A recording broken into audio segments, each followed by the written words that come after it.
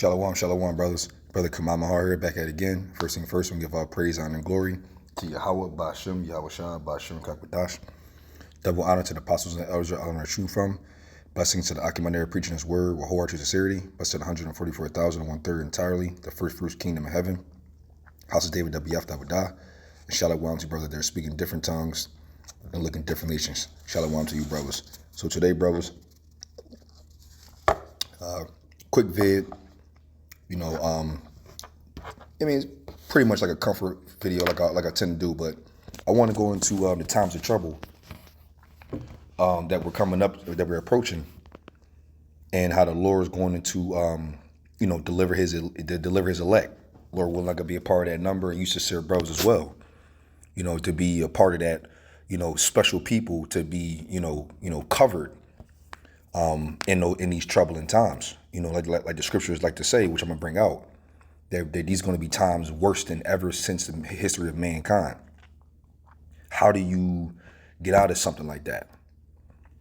You have to think about all the different things that can go wrong. Everything. You know what I mean? Like one of my favorite scriptures with that one, when it comes to that, is to kind of give you an indication. Like matter of fact, let me just bring the precept out. The one precept. I'll just go ahead from the beginning. I'm gonna start at Jeremiah 30 and 7. It says that at last for that day is great, so that none is like it. It is even a time of Jacob's trouble, but he shall be saved out of it. Who's that he? Who's that he? The elect of the nation of Israel, you so-called Negroes, Latinos, and Native Seminole Indians. We're doing this work. We're in the ministry to Lord willing, be a part of that, being saved out of it, perspective of this particular time frame. Remember, it says that so that none is like it. There's no other day like or a time frame like Jacob's trouble. I'm gonna go to Daniel really quick. Daniel 12 and 1. It says, and at that time, talking about Jacob's trouble, shall Michael stand up, the great prince which standeth for the children of thy people. Right now, there's going to be a time so bad that even Michael the archangel got to come down and start doing some divine intervention type of situations going on. It's going to be pretty tough. And there shall be a time of trouble such as never was since there was a nation, even to that same time. And at that time thy people shall be delivered, everyone that shall be found written in the book. And that's where we're striving to be a part of this special people that in this crazy time that it's talking about coming up in the near future, and which we can see through prophecy is right around the corner. We don't know when, but we can see the signs that it's about to get real fast. And when it does, we will hope to be, and at that time, thy people shall be delivered, everyone that shall be found written in the book. And that's what we striving to be. Lord willing, we can be a part of that people to be delivered be written in that book, the book of life. You know what I'm saying? Because these time frames that we coming in, hey, I hate to, be the doom and gloom, but then again, that's what scriptures tell you to do, to prophesy, man. And when you thinking about times of history that's been extremely tough, like slavery is one of them that I can think of that's been really bad on our people. We seen movies that depict how that was like, people getting kidnapped, women getting ravished and raped, or we can even look at, Mad Max type of movies, or we can look at Walking Dead type of situations. It's those time frames that are depicted on the TV screen are horrible. You like, what can be worse than that? And the Lord is telling you that Jacob's trouble is going to be worse than any time of mankind history. How do you escape something like that? Right? What do you do? Well, first, you know that one, you have the name of Yahweh Ba'ashem Yahweh Shah, right? Because right here in what's this? I believe this Hebrews. No, it's Acts. I think it's Acts 4 and 12. It says, neither is there salvation in any other, for there is none other name under heaven given among men whereby we must be saved. right? And that's even on the side of Jacob's trouble too. Now, it's talking about being delivered, being really saved, through salvation, which that's going to come after Jacob's trouble. But even so, during Jacob's trouble, you're going to need the true names of Yahweh Bashem Yahushua, man. You're going to need, that covering. That name is going to be the access code to be able to be covered. Like I say at the end of my videos, Yahweh, which means he, and Yah. Hawa means exists, he is, to be. Bahashem in the name, and Yah as in he again, and Hawashai means he's the deliverer or the savior, right? And you need those names in order to be delivered. It's the same thing with this, and the same thing on the other side as well. There needs to be some type of covering, because if this is going to be the worst time ever since history of mankind history, what do you do? Look at it like this. Here's another terrible aspect. Now, normally I'm on my honey thing. This is where we got to get down to business and get down and dirty on how the Lord getting down. Let's go to the book of Amos 5, right? 5 and 18, starting there. It says, "Woe unto you that desire the day of the Lord. To what end is it for you? The day of the Lord is darkness and not light." Now, see, when it talks about woe unto you that desire the day of the Lord, that's talking about your wacky-tacky Christians, your churches, the return of Yahweh, Ba'ashem Yahushua is always like glorified in a way where it's like, it's going to be something spectacular. Now, it's going to be a terrifying situation when Yahushua come back. Because it tells you that in Revelations, it tells you that in Second Esdras, it tells you that when the Lord come back, he coming back, coming back grimy. He coming back, to deliver his elect, and then he come back for destruction and the sword. You know what I mean? To slay. His garment gonna be all bloodied out and everything. It's talking about. So it's like, woe unto you that desire the day of the Lord, because it's darkness and it's not light. It's not what they portray it to be. But also, look at this part too. During Jacob's trouble, it's going to be situations like this. 19, as if a man did flee from a lion and a bear met him. Wait, okay. So, first things first. To escape a lion is very hard to do. That is a very hard thing to do. If I'm not mistaken, humans, the fastest human being was like Usain Bolt. He got up to about 20. Fastest humans in the world are like 24, maybe 25. I give you 27 miles per hour at the top. I ain't gonna go no further. We ain't that fast. Lions can run up to about 40. Matter of fact, let's do this. Let's just play with this. How fast can a lion run? A lion can run up to 50 miles per hour. Sheesh, I didn't think it was going to be that high. That's damn near, god damn. Okay, so this says, as if a man did flee from a lion, and that's very hard to do. If you're in open type of land, or remember, they're acrobatic too, and then the females are the ones who do all the hunting. So they're more likely the ones going to probably run at 50, and the men going to probably run like, I'm not saying the women faster, but man, maybe they might be. 50 miles per hour on a female tip. Male lion probably like ain't too far away. 40, 41 miles per hour. What are you doing? And then they're huge. Like 500 pounds running 40 to 50 miles per hour. That's a very difficult thing to escape. And then it says, if you did flee from some shit like that, a bear met him. So once you got away from a lion, you thought it was over. There was a big ass bear waiting for you. Okay, let's see how fast a bear is, because we know that bears are very also difficult to escape from. A bear speed. Oh my gosh, what is this? So 35 miles per hour, 30 miles per hour, 25. and then a Kodiak bear can run 35 to 40. Hey, yo, this is insane. This is insane. There's not like, come on, man. It's very difficult to so the Lord is making it very clear on how crazy these days are going to be. And then it said, and leaned his hand but if you escape a bear somehow, some way, and lean his hand on the wall and a serpent bit him, this is letting you know this is going to be a living nightmare. Like, you're not going to be asleep. It's going to be real life.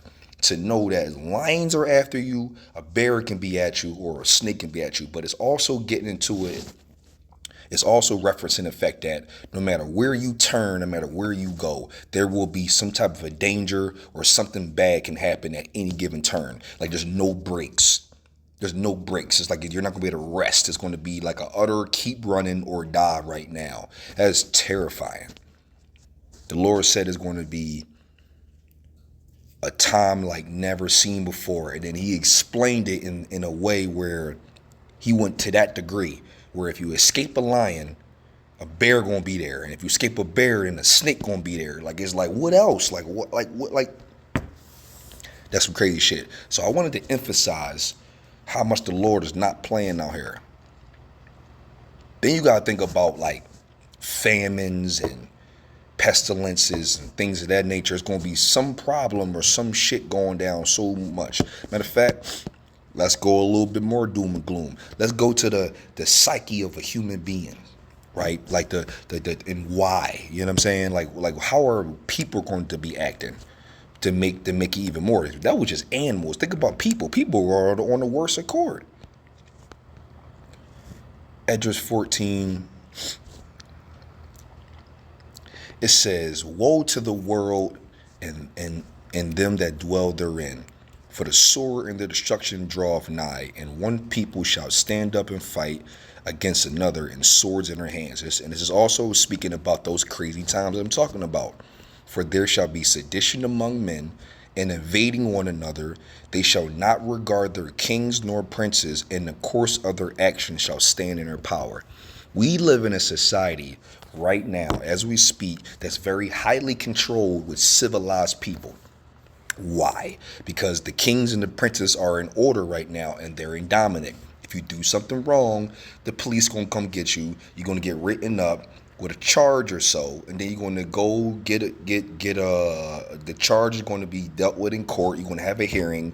You're gonna go before a judge, and they're gonna sentence you to some jail time or however it works out. There's a huge consequence of severe actions on this side right now. So everybody is on correct, and they're not trying to lose their freedom, right? Well, in this case scenario, it says they shall not regard their kings nor princes. What are the kings? Presidents, vice presidents, mayors, governors, things that what are the princes? Police officers, soldiers, things of that nature. The men that keep things in check. But when the people disregard those and don't give a damn, that's called civil war, and all hands on deck and everybody out for themselves. How do you live in a society when everybody thinks, fuck everybody, I'm going to do what's best for me and my family, and I'm gonna do what I need to do? Let's keep on reading. A man shall desire to go into a city and shall not be able. That's like blockades and people probably on militias and all kinds of wild shit. For because of their pride of the city shall be troubled, the houses shall be destroyed, and men shall be afraid. That's crazy. A man shall have no pity upon his neighbor, but shall destroy their houses with the sword and spoil their goods because of the lack of bread and for great tribulation. So now that's letting you know that's the mindset of people. They're going to be going through so much hell, so much bullshit. There's going to be lack of food around. They're going to be out here killing, robbing, pillaging, doing whatever they got to do. And they're going to be losing their shit. It's going to be everybody versus everybody. And that's just going to be a chaos, out of control situation. How do you escape some shit like this? Beautiful part of the video. Now I put it together. Now I thought about it. How do you escape some shit like this? Well, first things first, let's just go to Psalms 91. Psalms 91 is probably the best. Matter of fact, let's go to Job 5.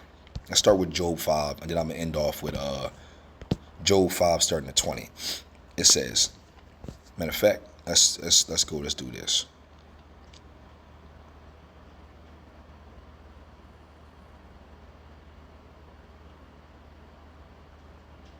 Let me start at 17. Behold, happy is the man whom Yahweh correcteth.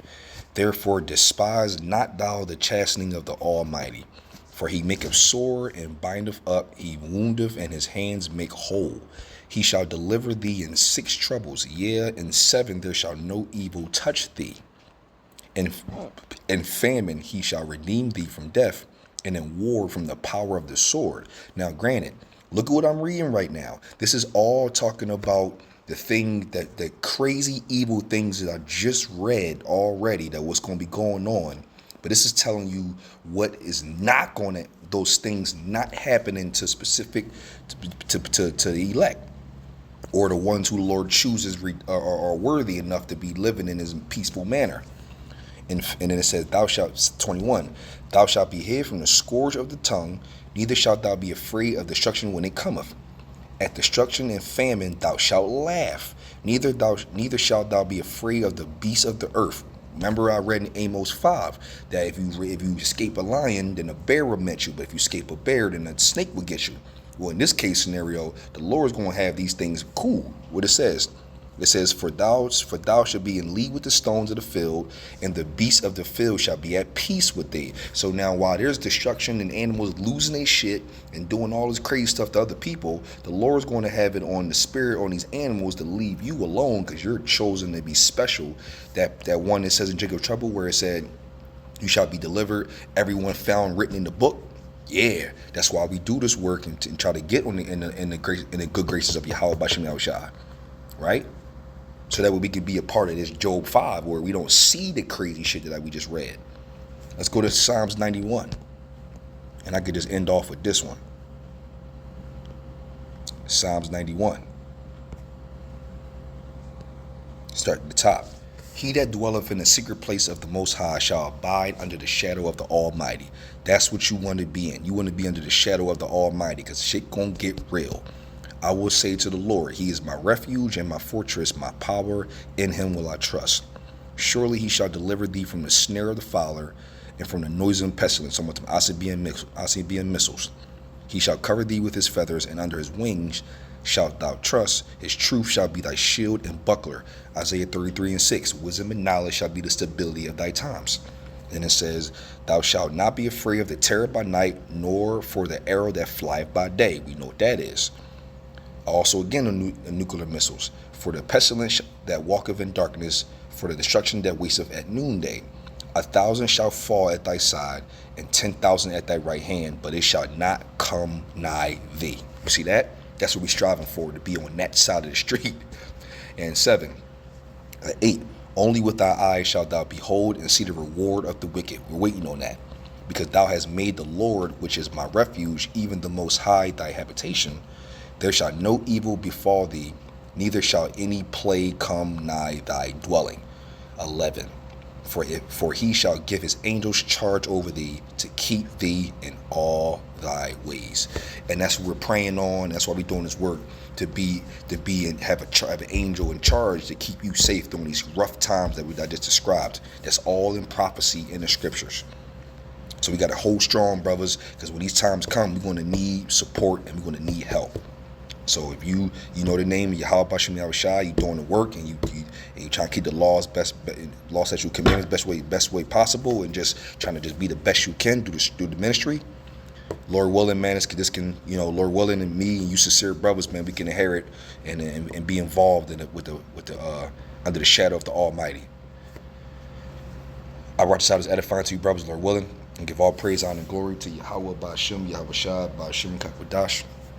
Yahweh, he is to be, exists, B'Shem in the name, and the only begotten Son, the Lord and Savior, Yahushua, B'Shem in the name, and the Holy Spirit of Kakwadash. Double honor to the apostles and elders that I did learn the truth from. Blessing to you, Akim, my dear, preaching his word, wholehearted sincerity. Blessed to the 144,000, 1/3 entirely, the elect, the first fruits kingdom of heaven. Das David B'Yafta Wadah. And Shalom to brothers out there speaking different tongues and looking at different nations. Shalom to you, brothers.